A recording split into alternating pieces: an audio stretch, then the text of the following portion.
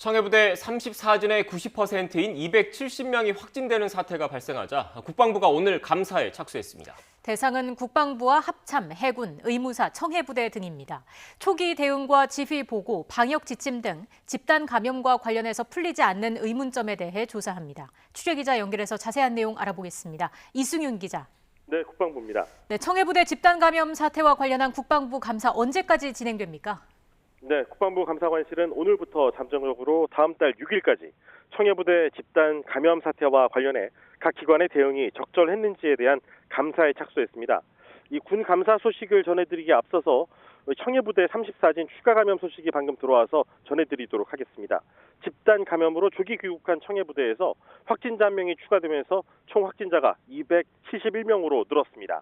지난 20일 입국 후 유전자 증폭 PCR 검사에서 음성 판정을 받은 뒤 1인 격리 중이던 청해부대 병사 1명이 증상 발현으로 다시 진단 검사를 받아 확진 판정을 받았습니다.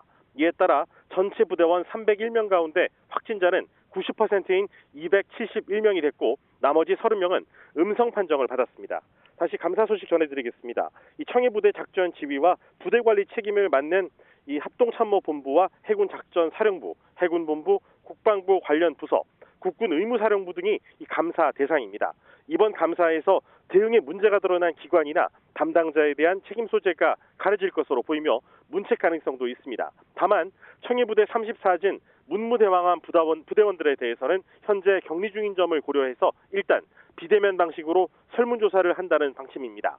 국방부는 파병 준비 단계부터 집단 감염 초기 대응, 지휘보고 체계와 방역 지침 운영 관련 의혹을 규명할 계획입니다. 특히 코로나19가 어떻게 함정으로 유입됐는지 역학 조사부터 진행할 예정입니다. 앞서 지난달 28일부터 7월 1일까지 문무대왕함은 아프리카 해역 인접국에 기항했고 10여 명이 방호복을 입고 현지인과 접촉 없이 군소품을 실어 날랐습니다. 저반 당시에 이 문무대왕함에 승선했던 현지 도선사도 감염 경로로 의심되는데 당시 도선사와 장병 모두 방호복을 입고 있었던 것으로 알려졌습니다.